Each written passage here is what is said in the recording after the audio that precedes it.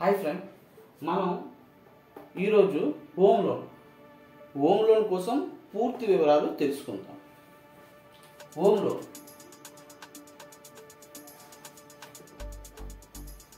What is home loan? What is home loan? Home loan అంటే ఏంటి? Type of home loan. Home loan ఎన్ని రకాలు?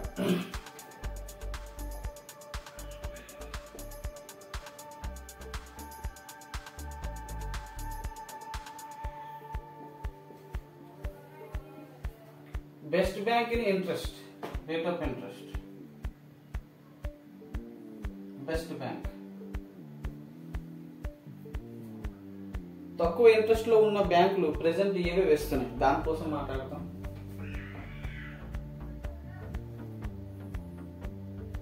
Eligibility,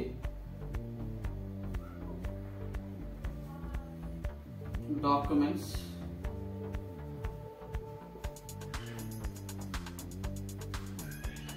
bank process,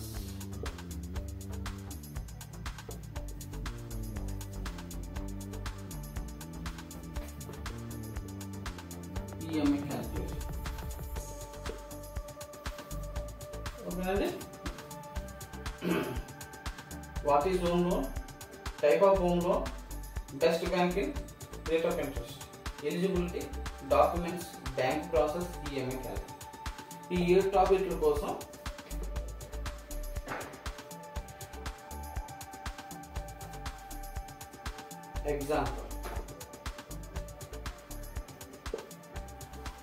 example కూడా చెప్తామండి. ఓకేనా? ఈ 8 టాపిక్ల కోసం మనం ఈరోజు డిస్కస్ చేద్దాం. సరేనా? రైట్. ప్రెసెంట్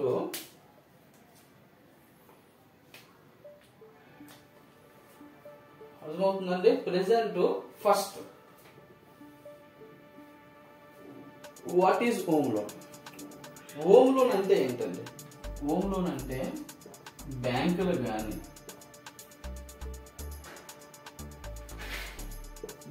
కానీ ఫైనాన్స్ సెక్టర్లు కానీ ఇల్లు కట్టుకోవడానికి,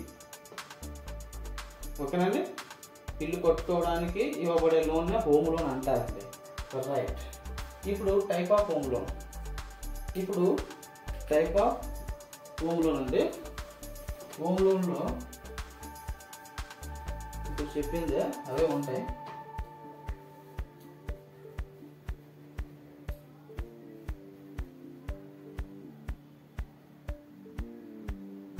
పర్చేస్. ఒక ఫ్లాట్ ఉందండి,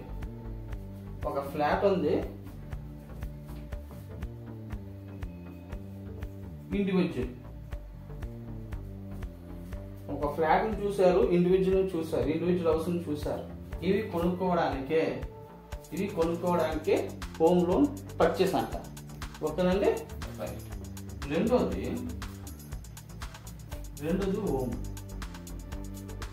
హోమ్ లోన్ ఏంటి వస్తుంది అంటే కన్స్ట్రక్షన్.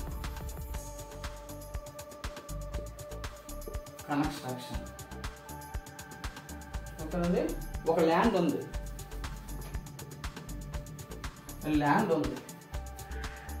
మీకు అర్థమైందండి. ల్యాండ్ మీద మీరు కన్స్ట్రక్షన్ చేయాలనుకుంటున్నారు. ఓకేనండి. మీరు ల్యాండ్ మీద కన్స్ట్రక్షన్ చేసి ఇల్లు కట్టుకోవాలనుకుంటున్నారు. ఎప్పుడైతే ఇల్లు కట్టుకోవాలనుకుంటున్నారో దాన్ని కన్స్ట్రక్షన్ లోన్ అని అంటారు. హోమ్ లోన్ కన్స్ట్రక్షన్ లోన్ కూడా అంటారు. ఓకేనండి.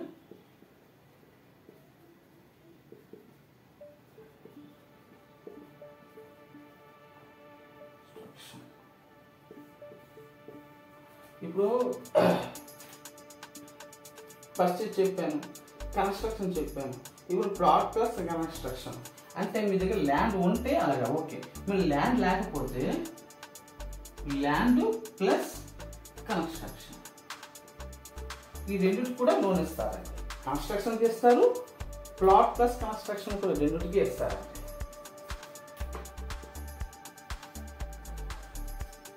ఇప్పుడు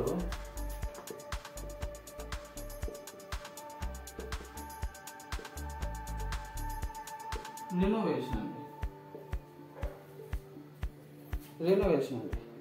ఇప్పుడు ఏం చేస్తారంటే ఈ రెనోవేషన్ ఏంటంటే ఉన్న ఇల్లు యాక్చువల్గా హౌస్ ఉందండి, మీ దగ్గర హౌస్ ఉంది, యాక్చువల్గా ఆల్రెడీ హౌస్ ఉంది. హౌస్ మీద ఒక ఫ్లోర్ కట్టాలనుకుంటున్నారు, 2 ఫ్లోర్లు 3 ఫ్లోర్లు ఎక్స్ట్రా.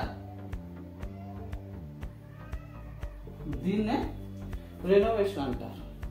ఓకేనండి, రైట్. మీకు అర్థమైందండి. హోమ్ లోన్ అంటే ఇది, కన్స్ట్రక్షన్ లోన్ అంటే ప్లాట్ ప్లస్ కన్స్ట్రక్షన్, రెనోవేషన్. ఇంకా చాలా ఉంటాయి, అవి చెప్పాను చాలా టైం అయిపోతుందండి.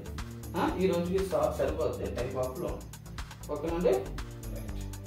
ఇప్పుడు వాట్ ఈజ్ హోమ్ లోన్ కూడా చెప్పేస్తాను మీకు.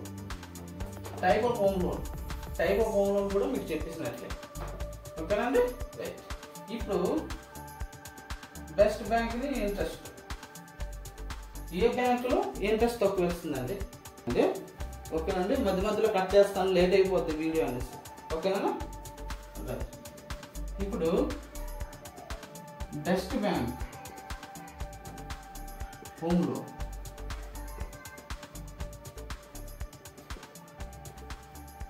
లో rate of interest.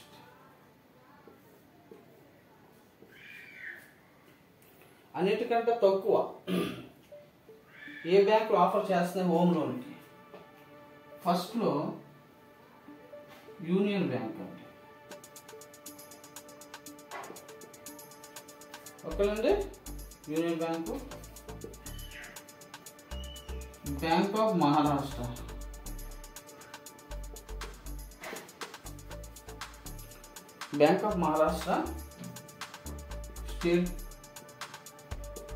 State bank of India కూడా,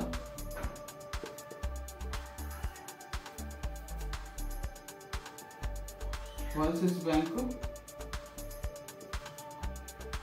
పంజాబ్ నేషనల్ హౌసింగ్. ఇక్కడ చాలా ఉన్నాయండి. ఓకేనండి, ఎప్పుడైతే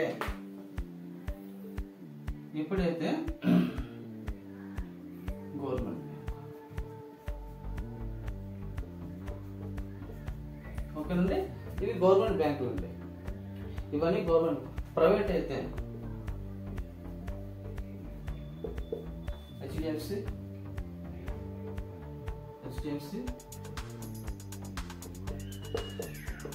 ఐసిఐసి. ఓకేనండి, చాలా ఉంటాయండి.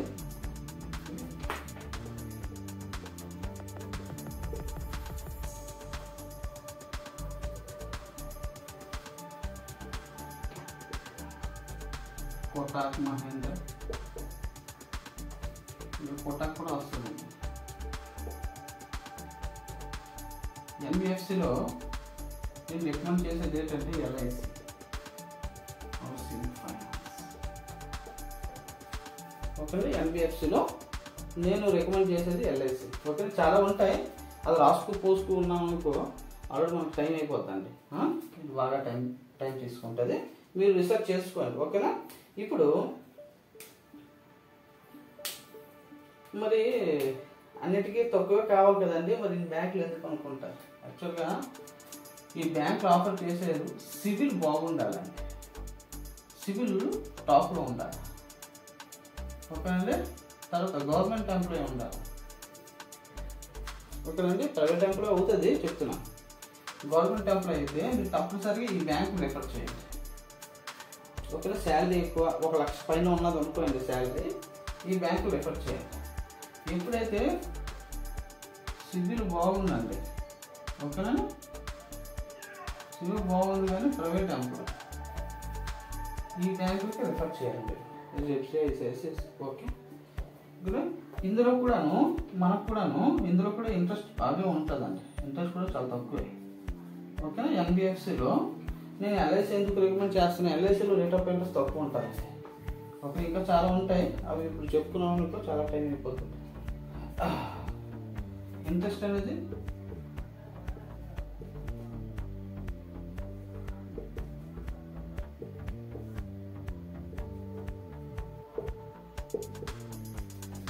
7.8 నుండి 8.8 వరకు ఇస్తారండి. ఓకేనా. సిబిల్ బట్టి ఆధారపడి ఉంటుంది, ఇన్కమ్ బట్టి ఆధారపడి ఉంటుంది. ఇదివరకు లోన్ వాళ్ళ లోన్ ట్రాక్ బట్టి ఆధారపడి ఉంటుంది. ఓకేనండి. ఇన్కమ్ బట్టి ఆధారపడి ఉంటుంది. శాలరీ ఎక్కువైతే పర్వాలేదు, ఇంట్రెస్ట్ తగ్గిస్తారు. సిబిల్ బాగుంది అనుకుని ఇంట్రెస్ట్ తగ్గిస్తారు. ఇదివరకు లోన్ వాడితే లోన్ టైం కట్టాలనుకుంటే ఇంకా తగ్గిస్తారు. ఓకేనా. సిబిల్ గట్ట ఆధారపడి ఉంటుంది, ఖచ్చితంగా చెప్పలేదు. ఓకేనండి. ఏమైనా సిబిల్ గట్ట ఇష్యూ ఉన్నా సరే ఓకే, చిన్న చిన్న లోటుపాట్లు ఉంటే మీరు ప్రైవేట్ బ్యాంకులకు వెళ్ళండి. లేదు ప్రైవేట్ బ్యాంకులో కూడా మీరు యాక్చువల్గా ఇంకా చిన్న చిన్న లోటుపాట్లు ఉన్నాయంటే ఎన్బిఎఫ్సి. ఈ ఎన్బిఎఫ్సిలో ఎల్ఐసి టాప్. లేదండి ఇంకా చిన్న ప్రాబ్లం ఉన్న, ఇన్కమ్లో ప్రాబ్లం, సిబిల్ ఇష్యూలో ప్రాబ్లం ఉన్నా అంటే ఎన్బిఎఫ్సిలో మోర్ ఎన్బిఎఫ్సి. ఓకేనండి. కామెంట్ చేయండి, నాకు కామెంట్ చేస్తే నేను ఏ బ్యాంక్లో పెట్టాలో నేను చెప్తా ఏమైనా ప్రాబ్లం ఉంటే. ఓకేనా. ప్రాపర్టీలో కానీ, ఇన్కమ్లో కానీ, సిబిల్లో కానీ ఈ మూడుట్లో ఏదైనా ప్రాబ్లం ఉందనుకోండి, నాకు చెప్పారనుకోండి, నేను సజెషన్ చేస్తాను ఏ ఎన్బిఎఫ్సి ఫైనాన్స్ కంపెనీకి వెళ్ళాలో ఏంటో నాకు కామెంట్ చేస్తే నేను చెప్పడం జరుగుతుంది. సరేనా. Right. What is the home loan చెప్పేశాను, హోమ్ లోన్ రకాలు చెప్పేశాను, బెస్ట్ బ్యాంక్ ఇంట్రెస్ట్, తక్కువ ఇంట్రెస్ట్ ఉన్నది బ్యాంక్ కూడా నేను చెప్పేశాను. ఓకేనా. ఇప్పుడు ఎలిజిబిలిటీకి వెళ్తాం. శాలరీ పర్సన్ వాళ్ళకి, బిజినెస్ చేసే వాళ్ళకి, సెల్ఫ్ ఎంప్లాయ్, మీకు అర్థమైందంటే వీరికి వర్తిస్తుంది. శాలరీ 1 లక్ష రూపాయలు, బిజినెస్ చేసే టర్న్ ఓవర్ 10 లక్షల నుండి 50 లక్షలు. ఓకేనండి. 25 లక్షల నుండి 25,000 నుండి 1 లక్ష వరకు తక్కువ ఉండాలండి. మన బ్యాంకుకి వెళ్తే ఇవి ఉండాలి. ఓకేనా. మామూలుగా ఎన్బిఎఫ్సీలో తక్కువైనా పర్వాలేదు. ఓకే, నేను చెప్తాను. మీకు ఏమైనా డౌట్ ఉంటే నాకు కామెంట్ చేయండి, నేను చెప్తాను. బిజినెస్ 10 లక్షల నుండి మినిమం 50 లక్షల టర్న్ ఓవర్ ఉండాలి. ఓకేనా. సెల్ఫ్ ఎంప్లాయ్, ఇప్పుడు ఆటో వాళ్ళకి కానీ వాళ్ళు సెల్ఫ్ ఎంప్లాయ్ అంటే వస్తారు. ఓకేనా.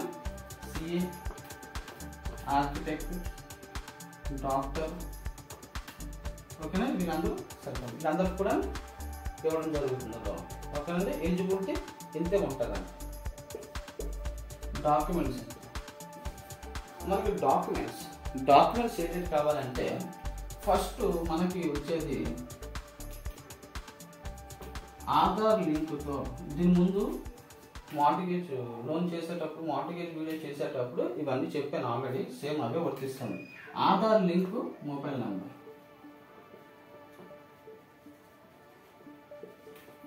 ఆధార్ లింక్ మొబైల్ నెంబర్ తప్పనిసరిగా ఉండాలండి. Aadhaar card, pan card. ఎందుకంటే ఇవన్నీ రెడీగా ఉంటే మీకు ప్రాబ్లం ఉంటుంది. ఆధార్ కార్డ్, పాన్ కార్డ్ అనేది అప్లికెంట్, కో అప్లికెంట్ ఇద్దరికి ఉండాలి తప్పనిసరి. ఓకేనండి.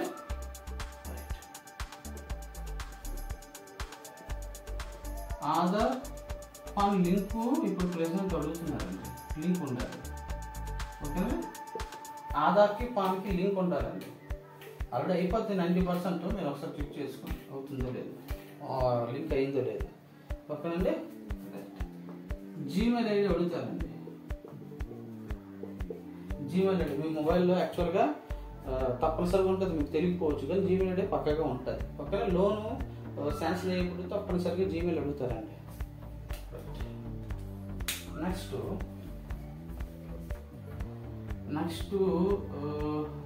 ఇప్పుడు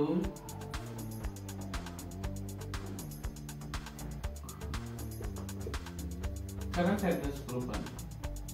కరెంట్ అడ్రస్ ప్రూఫ్ అంటే ఆధార్లో ఉన్న ఇంట్లోనే ఉన్నట్లయితే ప్రాబ్లం లేదండి, అడ్రస్ అవసరం లేదు. కానీ మీరు ఆధార్ అడ్రస్ ప్రూఫ్ ఒకలాగా ఉంది, ఇప్పుడు ప్రెసెంట్ ఉన్న అడ్రస్ ఒకలాగా ఉన్నదంటే మీకు తప్పనిసరిగా అడ్రస్ ప్రూఫ్ అడుగుతారండి. అందులో ఏమొస్తుందంటే ఫస్ట్ గ్యాస్ బిల్ అయినా పర్వాలేదు. గ్యాస్ బిల్ ఉందా, ఓకే, నో ప్రాబ్లం. లేదంటే గ్యాస్ బిల్ లేదంటే ఓటర్ ఐడి, మన దగ్గర ఓటర్ ఐడి ఉంటుంది కానీ అందులో అడ్రస్ ఉన్నా ప్రాబ్లం లేదు. బ్యాంక్ పాస్బుక్లు మార్చామండి అందులో ఉందంటే పాస్బుక్ కూడా పనిచేస్తుంది. లేదు అంటే డ్రైవింగ్ లైసెన్స్ అయినా పనిచేస్తుంది. లేదు అంటే పాస్పోర్ట్ అయినా పనిచేస్తుంది. లేదంటే పోస్ట్ పెయిడ్ బిల్ ఉంటుంది కదండి మనకి, పోస్ట్ పెయిడ్ బిల్ ఇప్పుడు మొబైల్లో పోస్ట్ పెయిడ్ బిల్ ఉంటుంది కదండి, అవి కూడా పనిచేస్తాయి. ఇంకా ఇందులో ఏమున్నా సరే సరిపోతాయండి. ఓకేనండి, ఇందులో ఏదో ఒక మీ దగ్గర ఉంటే తప్పనిసరిగా ఓకేనా, లేకపోతే చేయించుకొని తప్పనిసరి రెడీగా ఉంచుకోండి. ఎందుకంటే లోన్కి వెళ్ళేటప్పుడు ఇవన్నీ తప్పనిసరిగా అడుగుతారండి. అది అయిపోయింది. ఇప్పుడు ఇన్కమ్, ఇప్పుడు ఎవరైనా జాబ్ చేస్తే వాళ్ళకి పేసిప్ తప్పనిసరిగా ఉండాలి. పేసిప్ తప్పనిసరిగా ఉండాలి. లేటెస్ట్ 6 months అడుగుతారండి. దేనికైనా రెడీ చేసుకుని 6 months లేటెస్ట్ 6 months పేసిప్లో అడుగుతారు. బ్యాంక్ స్టేట్మెంట్ 1 year అడుగుతారండి. లోన్ కాబట్టి హోమ్ లోన్ కాబట్టి 6 months 6 months సరిపోద్దండి. ఇంకా దేనికి మంచిది 1 year పక్కాగా తీసుకెళ్ళి రెడీగా ఉంచండి. ఎందుకంటే బ్యాంక్ స్టేట్మెంట్ ఏంటంటే మీరు నెట్ బ్యాంకింగ్ చేసుకోండి, లేదంటే మొబైల్ బ్యాంకింగ్. ఎందుకంటే ఒక్కొక్కసారి 6 నెలలు అడుగుతారు, ఒక్కొక్కసారి 6 months అడుగుతారు, ఒక్కొక్కసారి మనం ఇచ్చినా సరే ఇక్కడ నుంచి కాదు అక్కడి నుంచి ఇవ్వండి, అక్కడి నుంచి ఇక్కడ. మనం ఎప్పుడైతే మన దగ్గర నెట్ బ్యాంకింగ్ కానీ మొబైల్ బ్యాంకింగ్ ఉంటుంది, మన మొబైల్లోనే తీసుకోవచ్చు అండి స్టేట్మెంట్ కూడా. ఓకేనా, తర్వాత ఈ నెట్ బ్యాంకింగ్ మళ్ళీ దేనికి పనికి వస్తుంది, ఈ నెట్ అగ్రిమెంట్ చేసేటప్పుడు తప్పకుండా పనికి వస్తుందండి. ఓకేనండి, మనకు నెట్ బ్యాంకింగ్ లేదు అంటే ఏటీఎం కూడా పక్కాగా ఉండాలి, అది మాత్రం గుర్తు.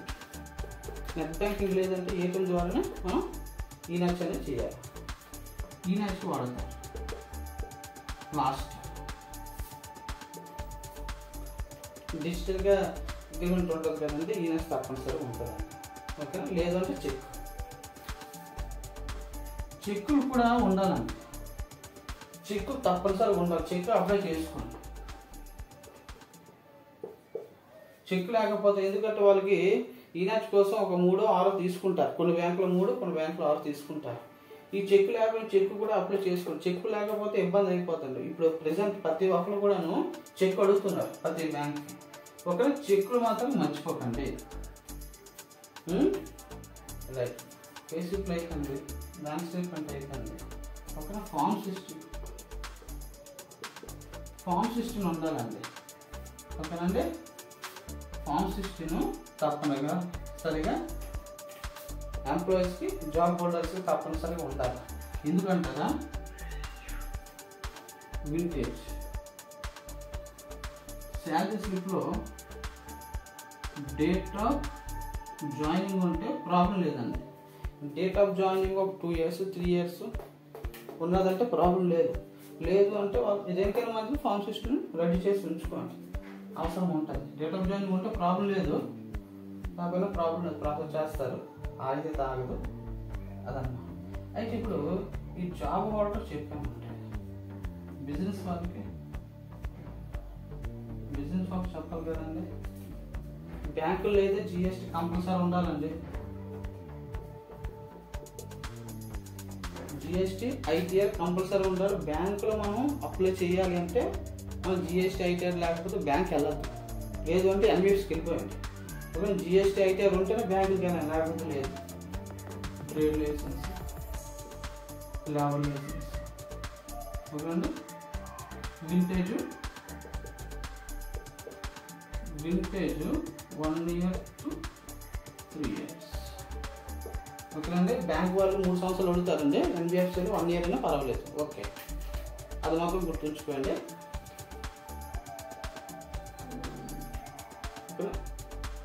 చెప్పేస్తాను, ఎవరికైనా సరే నెట్ బ్యాంకింగ్ ఉండాలి. వీళ్ళు కూడా అంతే, ఏటీఎం ఇంచుమించు. కానీ వీళ్ళకి ఫామ్ సిస్టమ్ చెక్లు కూడా ఉండాలి, మర్చిపోవద్దు. బిజినెస్ వాళ్ళ ఫామ్ సిస్టమ్ అవసరం లేదండి, చెక్లు అయితే ఉండాలి. ఏటీఎం ఇనాచ్ కోసం నెట్ బ్యాంకింగ్ ఇవన్నీ ఉండాలి.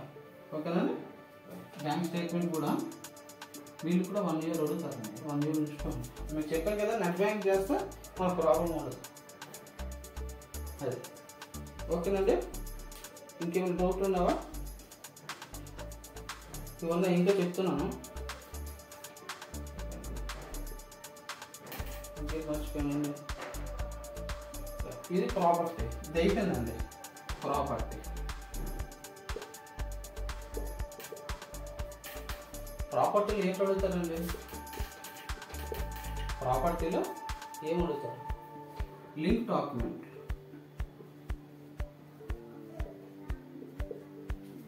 లింక్ డాక్యుమెంట్ ఉండాలి తప్పనిసరిగా. లింక్కి సంబంధించి ఈసీ ఉండాలి.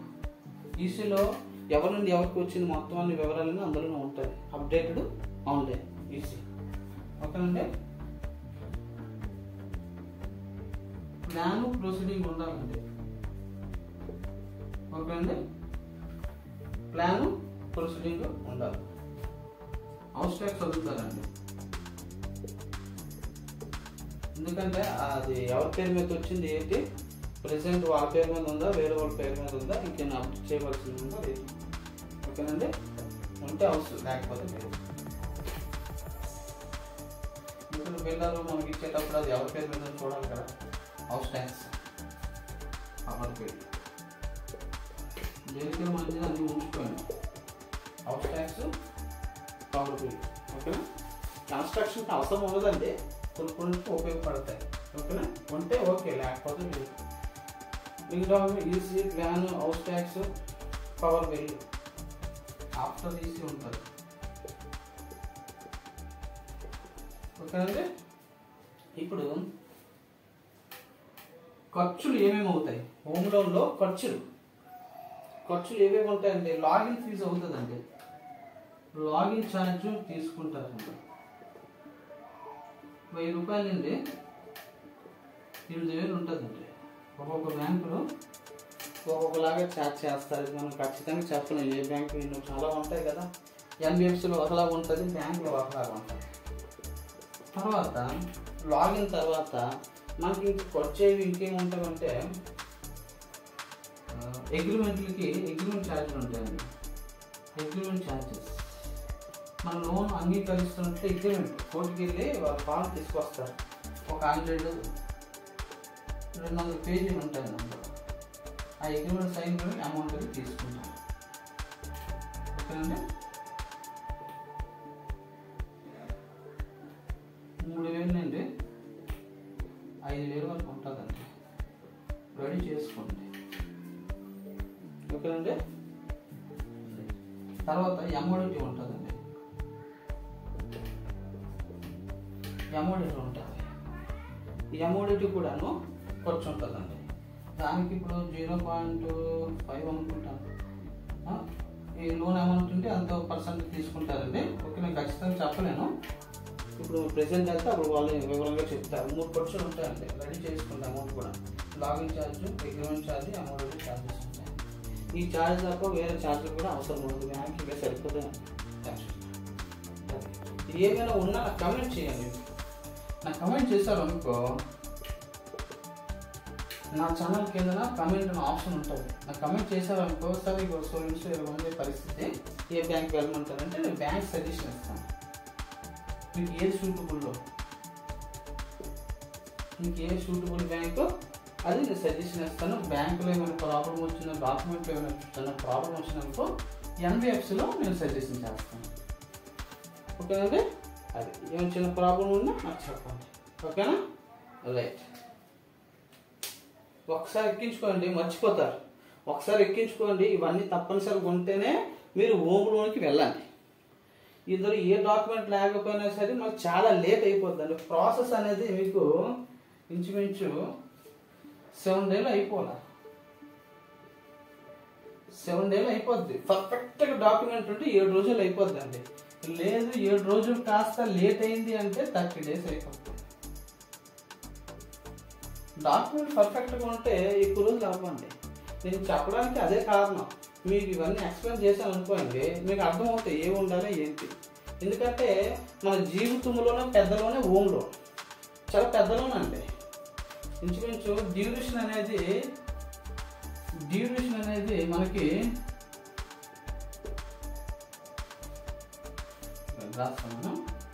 డ్యూరేషన్ అనేది 5 సంవత్సరాలు, 5 years to 30 years అండి. ఓకే అండి. 30 years వరకు ఇది మనం కొనసాగుతూ ఉండాలి అన్నట్టు. ఈ హోమ్ లోన్ చాలా పెద్ద లోన్ కూడా అంటారు. అన్నిటికల్లా లోన్ పెద్ద లోన్ ఏంటంటే హోమ్ లోనే. ఓకేనండి. అది ఈ హోమ్ లోన్ 30 సంవత్సరాలు నడుస్తుంది కాబట్టి మీరు డాక్యుమెంట్లన్నీ చాలా జాగ్రత్తగా చూసుకొని తక్కువ రేట్ ఆఫ్ ఇంట్రెస్ట్ ఉన్న బ్యాంకులు ఏవో నాకు కామెంట్ చేశారనుకో, నేను సజెషన్ ఇస్తాను. దాన్ని బట్టి అప్పుడు మీరు ముందుకు వెళ్ళండి. సరేనా? ఏజ్ తెలుసు కదండి, 21 సంవత్సరం నుండి 60 సంవత్సరాలు ఉండాలి. అది మాత్రం మర్చిపోయాను. ఎవరు పడితే వాళ్ళకి ఎవరు యాక్చువల్గా శాలరీ అయినా 60 సంవత్సరాల తర్వాత వాళ్ళకి యాక్సెప్ట్ చేయరండి. ఓకేనా? ఇది మాత్రం మర్చిపోకండి. ఏజ్ అంటే 21-60 మధ్యలోనే ఉండాలి. రైట్. ఇంకేమైనా ఉన్నావా? ఇదండి డాక్యుమెంట్ సెక్షన్ చెప్పేశాను. ఇప్పుడు బ్యాంక్ ప్రాసెస్. బ్యాంకులో ఏ విధంగా ప్రాసెస్ అవుతుంది? డాక్యుమెంట్ మీ దగ్గర రెడీగా ఉన్నాయి. ఇప్పుడు మనం బ్యాంక్ ప్రాసెస్కి వెళ్తాం.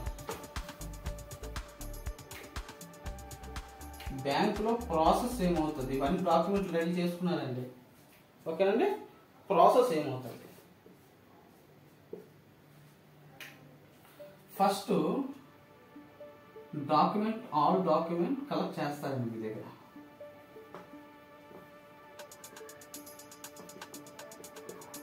అన్ని డాక్యుమెంట్లు ముందు కలెక్ట్ చేస్తారండి. ముందు కలెక్ట్ చేస్తారు. కలెక్ట్ చేసిన తర్వాత ఆ ఎంప్లాయ్ అనేది ఏం చేస్తారంటే లాగిన్ పెడతారు. ఓకేనా? లాగిన్ పెట్టిన తర్వాత లాగిన్ ఐడి వస్తుంది. ఓకేనండి. లాగిన్ పెట్టిన తర్వాత లాగిన్ ఐడి వస్తుంది. ఓకేనా? మీరు స్కానర్లో చేయండి. ఓకేనా? కంపెనీకి వెళ్తుంది. బ్యాంక్ అవ్వచ్చు, ఎన్బిఎఫ్సి అవ్వచ్చు. ఓకేనా? డైరెక్ట్గా మీరు లాగిన్ చేసే స్కాన్ అయినా ఇస్తారు. ఓకేనా? మొత్తం యూపీఐ ఏదో ద్వారా ఇస్తారు. ఆ స్కాన్ చేసేటప్పుడు మీకు ఆ కంపెనీ కూడా కనబడుతుంది. గుర్తుంచుకోండి. ఎవరు పడితే వాళ్ళకి చేసేకండి.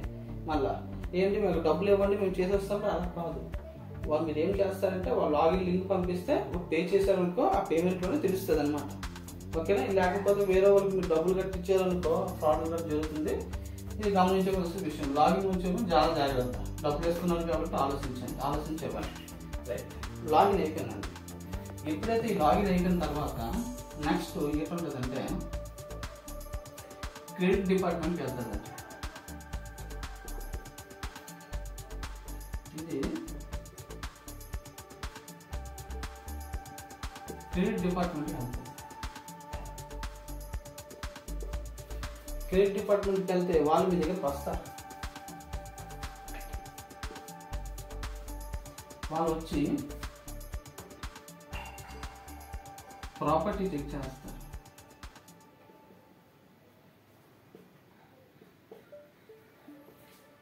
జనరల్గా ఇన్కమ్ చెక్ చేస్తారు. ఇన్కమ్ సోర్స్ ఎలా వస్తుంది ఏంటి క్యాలిక్యులేట్ చేస్తారు.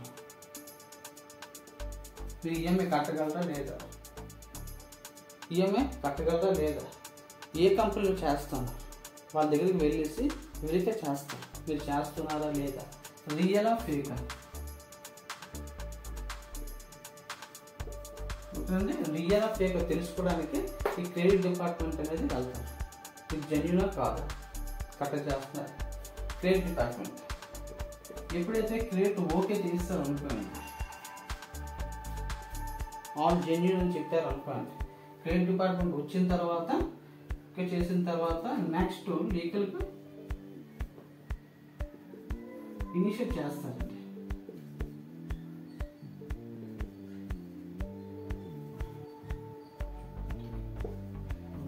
లీగల్కి టెక్నికల్కి ఇనిషియేట్ చేస్తారు.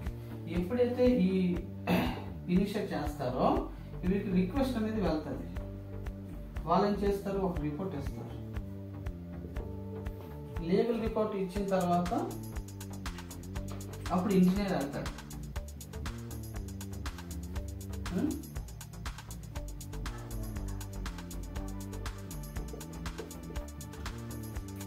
Property visit.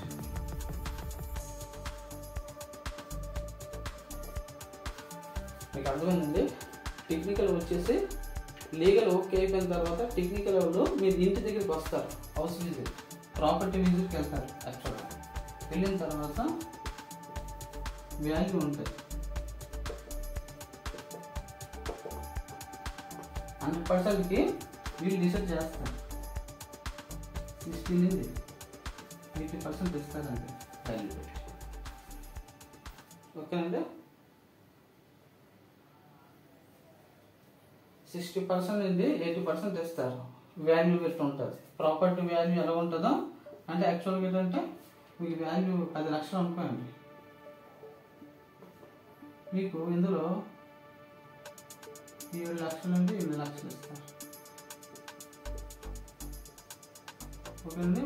ప్రాపర్టీ 1 కోటి రూపాయలు అనుకోండి, ఓకే 60 లక్షల నుండి 80 లక్షలు ఇస్తారు. మీకు అర్థమైందండి.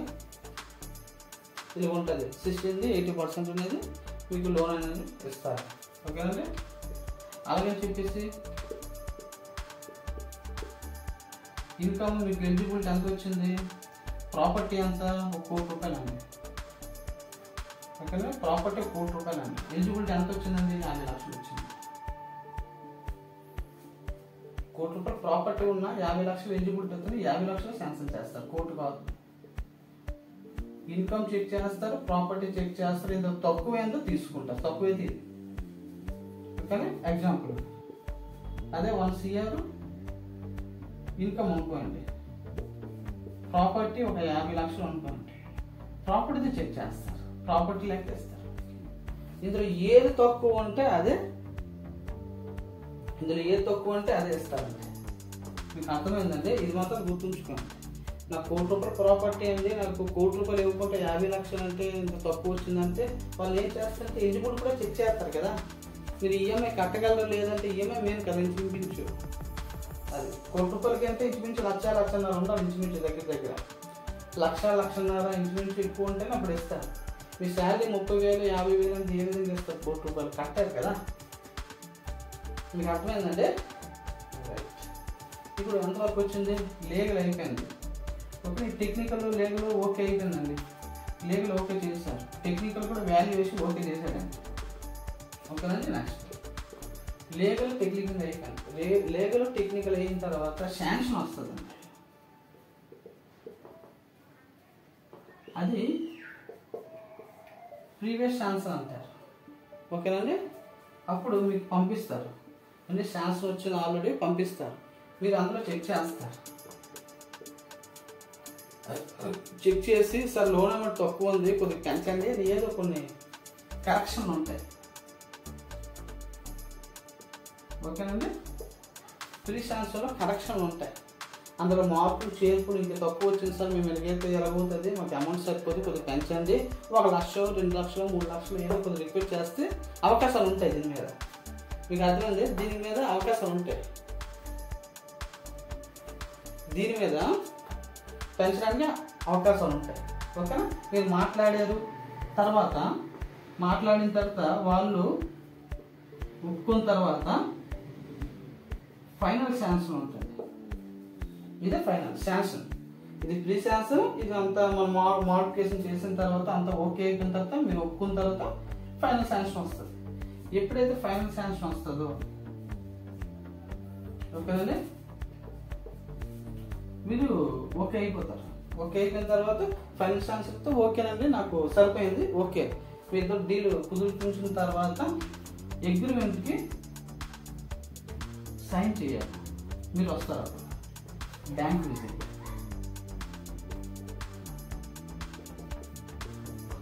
బ్యాంక్ విజిట్కి వెళ్ళి మీరు సైన్కి పెడతారు. చెప్పాను కదా 100 పేపర్లు ఉంది, 100 పేజీలు ఉంది, 200 పేజీలు ఉంటాయి. ఓకేనా. అది దీనికి ఛార్జెస్ కూడా చెప్పాను కదా ఎంత అవుతుంది ఏంటో అనేసి. వచ్చేటప్పుడు గుర్తుంచుకోండి ఇవన్నీ ఛార్జెస్ ఉంటాయి. ఓకేనా. అయితే ఇది అయిపోయిన తర్వాత ఓకేనండి, ఇది అయిపోయిన తర్వాత ఇన్సూరెన్స్ అగ్రిమెంట్ సైన్ అయిపోయిన తర్వాత అప్పుడు నెక్స్ట్ మీ దగ్గర ఒరిజినల్ డాక్యుమెంట్ తీసుకుంటారు. ఓకేనా. అగ్రిమెంట్కి వెళ్ళేటప్పుడు ఒరిజినల్ డాక్యుమెంట్ వాళ్ళకి సబ్మిట్ చేయాలి. ఓకేనా. ఒరిజినల్ డాక్యుమెంట్స్ ఏవి ఉంటాయి, సేల్ డీడ్ మొత్తం ఏమి ఉంటాయి మొత్తం వాళ్ళకి ఇవ్వాలి. ఇచ్చిన తర్వాత ఇచ్చిన తర్వాత మీ దగ్గర అగ్రిమెంట్ తీసుకున్న తర్వాత అప్పుడు ఎమోడిటీ ఇస్తారు. నెక్స్ట్ ఇది అయిన తర్వాత ప్రాసెస్ ఎమోడిటీకి ఒక ఫార్మెట్ ఇస్తారు. ఎమోడిటీ ఫార్మెట్ ఇస్తారు.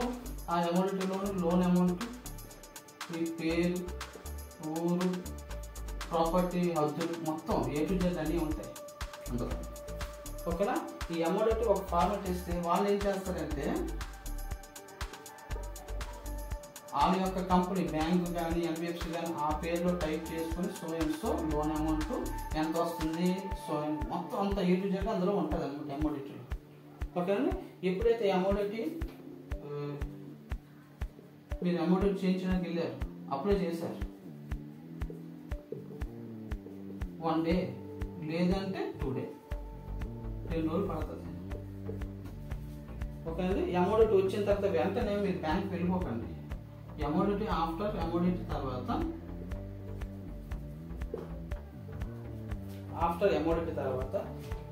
వచ్చింది అనుకోండి, బ్యాంక్ వాళ్ళకి మెయిల్లో పంపించండి.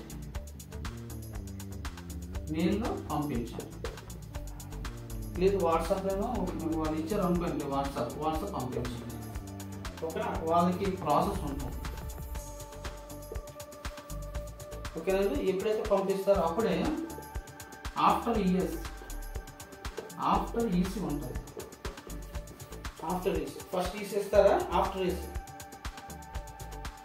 అయిన తర్వాత అది ప్రాసెస్ అయిన తర్వాత ఈసీ ఇచ్చిన తర్వాత అప్పుడు బ్యాంక్ విజిట్ వెళ్ళాలి. అలాంటి టైంకి రాయని వాళ్ళు చెప్తారు. బ్యాంక్ విజిట్ తర్వాత ఇదే లాస్ట్.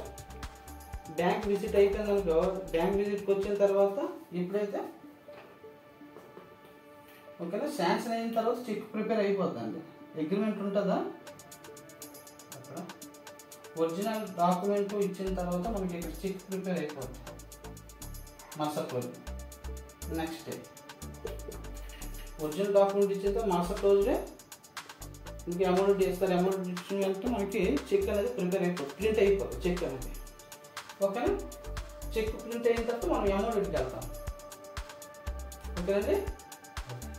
ఎమోడిటీలో కూడా చెక్ అడుగుతారు, గుర్తుంచుకోండి. చెక్ అడుగుతారు కొంతమంది. అడిగారు అనుకోండి, ఆ ప్రింట్ తీసింది ఉంటుంది కదా, వాళ్ళు పంపించమని చెప్పండి. ఎమోడిటీ ఇచ్చేసారు, ఒరిజినల్ డాక్యుమెంట్ ఇచ్చేసారు. ఒరిజినల్ డాక్యుమెంట్ ఇచ్చేసి మీ ఎమోడిటీ కోసం వెళ్తారు. ఎమోడిటీ కోసం వెళ్ళారు అనుకో, వాళ్ళు చెక్ అడుగుతారు. ప్రూఫ్ ఏంటి, మీరు ఒరిజినల్ డాక్యుమెంట్ ఇచ్చేది అయితే ఏ బ్యాంక్లో పెట్టారు, ప్రూఫ్ ఏంటి, ఆ ప్రూఫ్ కోసం చెక్ అనేది అడుగుతారు. చెక్ కూడా తీసుకెళ్ళండి ఎమోడిటీకి వెళ్ళేటప్పుడు. ఓకేనా? వాళ్ళు చెక్ ఇస్తారు, ప్రింట్ అయిన చెక్ ఇస్తారు. ఎప్పుడైతే ఎమోడిటీకి ఇచ్చిన చెక్ అనేది వాళ్ళు చూపించారనుకో, అప్లై చేస్తారు. 1 day 2 days అవుతుంది. 1 day అయిపోతుంది మ్యాక్సిమం. ఒక్కోసారి లేట్ అవుతుంది సర్వర్ ఇష్యూ వల్ల, దానివల్ల 2 days పడుతుంది. ఓకేనా? తర్వాత ఎమోడిటీ అయిపోయిన తర్వాత అప్పుడు ఏం చేస్తారు, అమౌంట్ రాగానే ముందు బ్యాంక్కి పంపించండి. మార్నింగ్ పంపించారు అనుకోండి, అంతా ఓకే అయిపోయింది అనుకోండి, ఆఫ్టర్నూన్ రామన్నారు అనుకోండి, ఆఫ్టర్నూన్ వెళ్ళిపోయండి. మీకు అర్థమైందండి? మార్నింగ్ వచ్చింది అనుకోండి అమౌంట్ పంపించండి, వాళ్ళు ప్రాసెస్ చేసుకుంటారు. లేదంటే ఆఫ్టర్నూన్ రావాలంటే అమౌంట్ వచ్చింది, ప్రాబ్లం లేదు. ప్రాసెస్కి ఒక ఇన్సూరెన్స్, ఎందుకంటే వాళ్ళకి ఫార్వర్డ్ చేసేటప్పుడు 1 గంట 2 గంటల పని ఉంటుంది. ఓకేనా? రైట్. ఇది అయిపోయింది అనుకోండి, మెయిల్ పంపిస్తారనుకో, మెయిల్ కానీ వాట్సాప్లో పంపిస్తారనుకో, వాళ్ళు నెక్స్ట్ ప్రాసెస్ చేసుకుంటారు. ఓకేనా? తర్వాత ఈసీ అనేది తప్పనిసరిగా ఉండాలి. ఎందుకంటే ఈ ఈసీలో పలానా బ్యాంకు దగ్గర తాకట్టు పెట్టినట్లు అనమాట. పలానా బ్యాంకులో మనం తాకట్టు పెట్టినట్లు ప్రూఫ్ అనమాట. ఇది కూడా ఈసీ అనేది తప్పనిసరిగా తీసుకోండి. ఓకేనా? బ్యాంక్ విజిట్కి వెళ్ళిన తర్వాత వాళ్ళు సైన్ పెట్టమంటారు. రిసీవ్డ్ సైన్ చెక్ ఇస్తే. ఓకేనండి? చెక్ ఇస్తే అలాగా.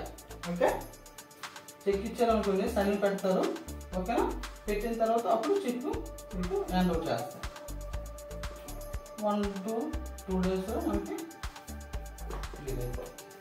అలాగని చెప్పి ఆఫ్టర్నూన్ అయిపోయింది, ఆఫ్టర్నూన్ వెళ్ళినప్పుడు వేస్ట్ అయిపోతుంది. మీకు అర్థమైందండి? మార్నింగ్ మీరు ఇచ్చారనుకోండి, మీరు సెండ్ చేశారండి మెయిల్ అమౌంట్ సెండ్ చేసిన తర్వాత వాళ్ళు ఆఫ్టర్నూన్ రాయిందని ఆఫ్టర్నూన్ వెళ్ళొద్దు. ఆఫ్టర్నూన్ వెళ్ళకుండా మరుసటి రోజు వెళ్ళండి, మీకు బెనిఫిట్ అనేది ఉంటుంది. ఏ రోజు చెక్ హ్యాండ్ ఓవర్ అవుతుందో చెక్ హ్యాండ్ ఓవర్ నుండి ఈఎంఐ స్టార్ట్ అవుతుంది. చెక్ హ్యాండ్ ఓవర్ చేసిన తర్వాత ఈఎంఐ స్టార్ట్ అవుతుంది. ఎప్పుడైతే ఆ రోజు ఇచ్చారనుకోండి, 3కి వెళ్ళారు అనుకోండి, ప్రాసెస్ 4 అయిపోయింది అనుకోండి, బ్యాంకులో క్లోజ్ అయిపోతుంది. బ్యాంకులో క్లోజ్ అయితే డిపాజిట్కి ఇబ్బంది అయిపోతుంది. మీకు అర్థమైందండి? ఎప్పుడైతే ఆఫ్టర్నూన్ అయినట్లయితే ఆ రోజు వదిలేయండి, మార్నింగ్ వెళ్ళండి 10 o'clock. ఓకేనా? ఒకరోజు కలిసి వస్తుంది ఈఎంఐ కూడా. ఓకేనా?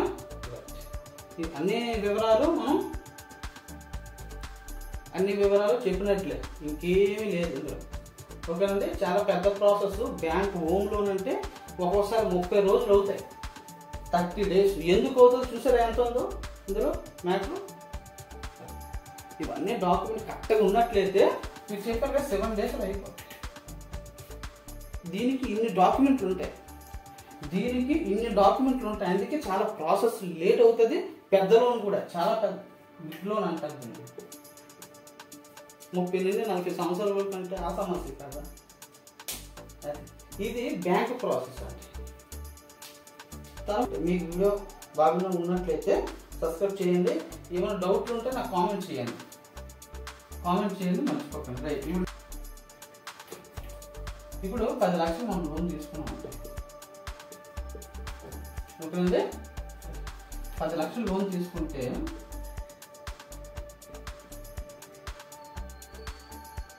ఇంట్రెస్ట్ అనేది ఎంత అండి?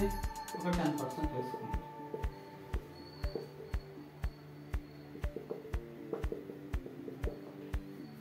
ఓకేనండి? లోన్ ఎంత అండి? లోన్ అనేది 10 లక్షలు లోన్, ఇంట్రెస్ట్ అనేది 10% చేసుకోండి. డివైడెడ్ ఎంత అయితే అంత. ఎంత అండి? ఒక 20 సంవత్సరాలు, 10 సంవత్సరాలు వేసుకోండి, ఒక 5 సంవత్సరాలు వేసుకోండి. ఎగ్జాంపుల్గా ఫాస్ట్గా అవ్వాలంటే ఒక 5 సంవత్సరాలు ఎగ్జాంపుల్ 10 లక్షల కంటే మామూలుగా 5 లక్షలకి ఎగ్జాంపుల్ చెప్తాను. ఓకేనా? అప్పుడు ఈఎంఐ ఎంత అవుతుంది అంటే ఈ క్యాలిక్యులేషన్ తెలిసిపోతుంది మీకు. 2150 రూపాయలు అవుతుంది. అప్పుడు ఇట్లా ఉంటుంది యాక్చువల్గా. ఓకేనా? మీరు ఈఎంఐ క్యాలిక్యులేషన్ పడితే మీకు తెలిసిపోతుంది. దీని బదులుగా మీరు 50 లక్షలు తీసుకోండి. ఓకేనండి? దీని బదులుగా మీరు 8% తీసుకోండి. దీని బదులుగా ఒక 20 సంవత్సరాలు వేసుకోండి. క్యాల్కులేట్ చేసుకోండి. ఓకేనా? ఇది ప్లస్, ఇది డివైడెడ్. క్యాలిక్యులేటర్ లేకపోయినా అవసరం లేదు. ఎంతైతే అమౌంట్ అయితే దానికి 8% వేయండి. 8% ఎంతైతే ఎన్ని సంవత్సరాలు అయితే దానికి డివైడ్ చేయండి. అంతే. వచ్చిన క్యాలిక్యులేషన్ మీకు ఈఎంఐ అనేది అదే మీకు ఈఎంఐ అమౌంట్ అనేది వచ్చేస్తుంది. మీకు అర్థమైంది? ఈఎంఐ క్యాలిక్యులేషన్ ఇంకొకటి ఉంటుంది. ఎగ్జాంపుల్ చెప్తున్నానండి. నెక్స్ట్ ఇప్పుడు అండి ఇవన్నీ చెప్పేసినట్టు లాస్ట్ అండ్ ఫైనల్ టాపిక్ అండి.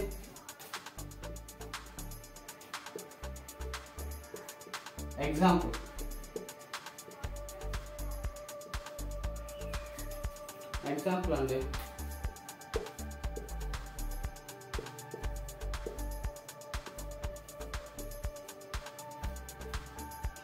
ఓకేనండి?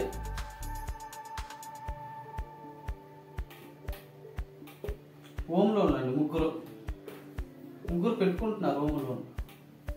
ఓకేనండి? ఈయన గవర్నమెంట్ ఎంప్లాయ్, ₹1,00,000 శాలరీ, సిబిల్ 750+ ఉంది. ఓకేనండి? Property no deviation. ప్రాపర్టీ చాలా పర్ఫెక్ట్గా ఉంది, ఎటువంటి లోటుపాటు లేదు. ఆయన ప్రాపర్టీ తీసుకుని లింకులు కానీ రిస్ట్రిక్షన్లు కానీ లీగల్ రిస్ట్రిక్షన్లు ఏమీ లేవు, అంత పర్ఫెక్ట్. ఓకే, అన్ని పర్ఫెక్ట్గా ఉంటే గవర్నమెంట్ బ్యాంక్ వెళ్ళిపోయింది. ఓకే అండి? నాకు చూపించిన మంచి శాలరీ ఉంది, ఇన్కమ్ బాగుంది, ప్రాపర్టీ కూడా బాగుంది. ఇన్కమ్ బాగుంది, ప్రాపర్టీ బాగుంది. అలాంటప్పుడు గవర్నమెంట్ బ్యాంకుకి వెళ్ళాలి. ఇన్కమ్ బాగున్నప్పుడు ఇన్కమ్ బాగున్నప్పుడు ప్రాపర్టీ కూడా చాలా పర్ఫెక్ట్గా ఉన్నప్పుడు గవర్నమెంట్ బ్యాంక్కే వెళ్ళండి. ఓకేనా? వెళ్ళి ఈయన ప్రైవేట్ ఎంప్లాయీ, ఈయనకి 1,00,000 రూపాయలు శాలరీ వస్తుంది, సివిల్ కూడా 750 అండి. అయితే ప్రాపర్టీలో హద్దులు చిన్న ప్రాబ్లం వస్తుంది, అంటే ప్రాపర్టీ డీవియేషన్స్ ఉంటాయి. ఓకేనండి? ప్రాపర్టీ డీవియేషన్ ఉంటే వీళ్ళకి ఏం చేస్తారంటే ప్రైవేట్ బ్యాంకులను ఆఫ్ చేస్తారు. వీళ్ళు ప్రాపర్టీ డీవియేషన్స్ ఉన్న ఇన్కమ్లో ఏమైనా తేడా ఉన్నా ఓకేనండి. ఎందుకంటే మనం చిన్న చిన్న ప్రాపర్టీలో ఏమైనా డీవియేషన్స్ ఉన్నా మనం బ్యాంక్ వెళ్ళాము అనుకోండి, డైరెక్ట్గా మనం గవర్నమెంట్ బ్యాంక్కి వెళ్ళిపోయాం అనుకోండి, లాగిన్ ఛార్జెస్ అని చెప్పాను కదండి, 1000 నుండి 8000 వరకు తీసుకుంటారు కదా, రిఫండబుల్ ఉండవండి, పోయినట్లే, గాల్లో కలిసిపోయినట్లే. మీరు ఇది తెలియక ప్రైవేట్ బ్యాంక్లో పెట్టవలసి గవర్నమెంట్ బ్యాంక్లో పెట్టేశారు అనుకోండి. యాక్చువల్గా నాకు కమెంట్ చేయండి, నాకు కమెంట్ చేస్తే నేను సజెషన్ ఇస్తాను. మీకు అర్థమైంది? నాకు కమెంట్ చేశారనుకో ఇది ఎందులో అవుతుందో నాకు తెలుస్తుంది. ఎప్పుడైతే కరెక్ట్గా నాకు తెలుస్తుందో అప్పుడు నేను సజెషన్ చేశాను అనుకోండి, మీకు లాగిన్ ఛార్జెస్ తగ్గుతుంది. ఈ బ్యాంక్ వెళ్తారు, ఈ బ్యాంక్ వెళ్ళిన తర్వాత ఇందులో అవ్వలేదు ఇందులో పోతారు, ఇందులో అవ్వకపోతే ఇందులో అవ్వలేదు ఈ ప్రాబ్లం వచ్చి మళ్ళీ 80, మరి ఇవన్నీ డబ్బులు వేస్టే కదా, ఖర్చు. తనకు నాలెడ్జ్ అనేది ఉండాలి కదా, అందుకే నేను ఈ వీడియో చేయడం జరుగుతుంది. ఓకేనండి? ఈ లాగిన్ ఛార్జ్ ఏటవుతుందంటే సార్ రిజెక్ట్ అంటారు, రిజెక్ట్ సార్ ప్రాబ్లం వచ్చింది, డీవియేషన్స్లో ప్రాబ్లం వచ్చింది, ఇది మేము చేయలేమని ఇచ్చేస్తారు. లాగిన్ ఛార్జ్ పోయినట్లేదు, రిఫండ్ ఉండదు, మళ్ళీ డబ్బులు మళ్ళీ ఇవ్వడం జరగదు. లీగల్ వాళ్ళకి టెక్నికల్ వాళ్ళకి తప్పనిసరిగా వాళ్ళు తీసుకుంటారు. ఇందులోకి వచ్చారు, ఇందులో డీవియేషన్స్ ప్రాబ్లం ఉంది. అందుకే ఎందుకు డబ్బులు కట్టిస్తారు అంటే ఇదే ప్రాబ్లం. వాళ్ళు ఏదో అన్ని చూసుకుంటారని లెక్క మీద ఇస్తారు మార్కెట్లో. కొంతమంది మంచిగా ఉంటుంది, చెడు ఉంటుందండి. మంచిగా ఉన్నట్టు చేస్తారు, లేదు తేడా వచ్చిందనుకో డబ్బులు తీసుకొని ఇబ్బంది పెడతారు బాగా. ఓకేనా? రైట్. ఇప్పుడు ఈ ప్రైవేట్ బ్యాంక్ లేదు డీవియేషన్స్లో ఈయనకి ప్రాబ్లం ఉంది, కొన్ని డీవియేషన్లో ప్రాబ్లం ఉంది, ఇన్కమ్లో ఈయన ప్రాబ్లం ఉంది. ఈ రెండు ప్రాబ్లం ఏదో ఒకటి చిన్న లోటుపాట్లు ఉన్నా సార్ ప్రైవేట్ బ్యాంకులు చేస్తారండి, ప్రైవేట్ బ్యాంకులు తప్పనిసరిగా చేస్తారు. ఓకేనండి? రైట్. ఇప్పుడు ఈయనకి ఎందుకంటే ఒకటి ఎంప్లాయీ అయితే ఫాస్ట్ పోతాయండి, ఎంప్లాయీ అయితే ఫాస్ట్గా అవుతాయండి. సెల్ఫ్ ఎంప్లాయ్ బిజినెస్ పర్సన్స్కి కొద్దిగా లేట్ అవుతుంది, బాగా గుర్తుంచుకోండి, బిజినెస్ పర్సన్స్కి లేట్ అవుతుంది. ఇప్పుడు బిజినెస్ యాక్చువల్గా బిజినెస్ అండి, ఏంది సెల్ఫ్ ఎంప్లాయ్ బిజినెస్. ఓకేనా? ఇంక టర్న్ ఓవర్ ఇంచుమించు 50 లక్షలు అండి, ఇన్కమ్ ఉంది. ఓకే, సివిల్ కూడా చాలా బాగుంది, ప్రాపర్టీలో డీవియేషన్స్ ఉన్నాయి, ప్రాపర్టీలో కూడా డీవియేషన్స్ ఉన్నాయి. ఆయనకి జిఎస్టీ లేదు, ఐటీఆర్ రిటర్న్స్ చేయట్లేదు, కానీ టర్న్ ఓవర్ ఉంది ఒక 30 నుండి 50 lakhs. ఓకేనండి? టర్న్ ఓవర్ ఉన్నా జిఎస్టీ లేనా ట్రిబులేషన్ ఇవన్నీ లేకపోయినా సరే ఎన్బిఎఫ్సికి వెళ్ళండి. ఎందుకంటే బిజినెస్ వాళ్ళకి ఎన్బిఎఫ్సి చాలా బెటర్ బ్యాంకులతో పోలిస్తే. బ్యాంకులు ఎవరు వెళ్తారంటే ప్రైవేట్ ఎంప్లాయ్, గవర్నమెంట్ ఎంప్లాయ్ వీళ్ళు వెళ్ళినా సరే పర్వాలేదు, ప్రాసెస్ అనేది ఈజీగా ఉంటుంది. ఎప్పుడైతే ఈ ఎన్బిఎఫ్సిలో మనకి సెల్ఫ్ ఎంప్లాయ్ వెళ్ళారనుకో బిజినెస్ పర్సన్స్, ఆ ప్రాసెస్ ఎక్కువ ఉంటుందండి. ఎందుకంటే జిఎస్టీ తప్పనిసరిగా 3 సంవత్సరాలు అడుగుతారండి. ఓకేనండి? ఎంప్లాయీస్కి అయితే 1 సంవత్సరం సరిపోతుంది, 1 year. ఎంప్లాయీస్కి 1 year సరిపోద్దండి, కానీ బిజినెస్ పీపుల్కి 3 సంవత్సరాలు ఉంటుంది. దానికి రిటర్న్స్ అంటారు, జిఎస్టీ అంటారు, చాలా ఉంటాయండి. వస్తుందో లేదు గ్యారెంటీ ఉండదు, తర్వాత మధ్యలో దెబ్బేస్తారు, ఇన్కమ్ సరిపోదు, అకౌంట్లో డబ్బులు ఉండవు, ఏబీబీ సరిపోదు, చాలా ఇష్యూలు ఉంటాయి. ఇందులో ఏం ఇష్యూలు ఉండవు. ఎంప్లాయీస్కి వస్తుందా శాలరీ డైరెక్ట్గా అకౌంట్లో పడిపోతుంది, వాళ్ళు డైరెక్ట్గా అకౌంట్ తీసుకుంది. ఈ ధర లో అవుతుంది, హై అవుతుంది, లో వెళ్తుంది. కాబట్టి బిజినెస్ మ్యాన్కి కొద్దిగా ఇబ్బంది అవుతుంది. కాబట్టి నా సజెషన్ అయితే బిజినెస్ మ్యాన్ తప్పనిసరిగా ఎన్బిఎఫ్సికి వెళ్ళండి. ఓకే, మీకు చెప్పాను కదండి, ఎన్బిఎఫ్సిలో మీకు ఎల్ఐసి ఉంటుంది, ఎల్ఐసిలో పెట్టుకోండి ప్రాబ్లం. ఓకే, నాకు కమెంట్ చేశారనుకోండి, వీడియో కింద కమెంట్ ఉంటుంది, ఈ కమెంట్లో నాకు చెప్పారు అనుకోండి, సరే పరిస్థితి ఎలా ఉంది ఏంటి అంటే అప్పుడు నేను సజెషన్ ఇస్తాను, బ్యాంకా ఎన్బిఎఫ్సి అని. మీకు అర్థమైందండి? ఇప్పుడు ఏం చెప్పామండి, వాట్ ఈస్ హోమ్ లోన్ గురించి చెప్పేసాం. What is the home loan, type of ఎన్ని రకాల హోమ్ లోన్లు, రేట్ ఆఫ్ ఇంట్రెస్ట్ ఏ బ్యాంకులో తక్కువ ఉండదు కూడా చెప్పేసాను. ఎలిజిబిలిటీ కూడా చెప్పినట్లే, డాక్యుమెంట్లు కూడా మీకు చెప్పాను, బ్యాంక్లో ప్రాసెస్ ఎలా ఉంటుంది కూడా చెప్పేసాను, ఈఎంఐ క్యాలిక్యులేటర్ కూడా చెప్పేసాను, ఎగ్జాంపుల్ కూడా చెప్పాను. మీకు ఇవన్నీ అర్థమయ్యాయి కదండి? రైట్, ఎగ్జాంపుల్ కూడా చెప్పేస్తాం. అన్నీ కవర్ అయిపోయినామండి, అన్నీ కవర్ చేస్తాను.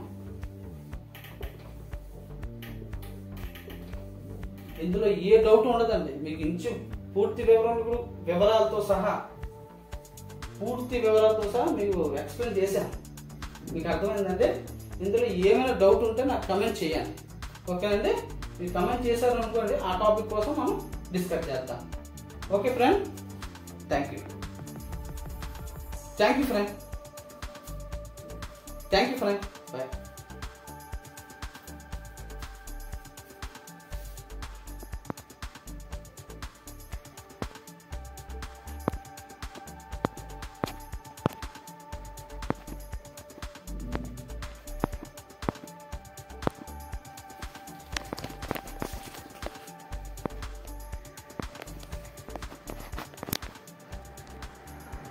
Memang encanta.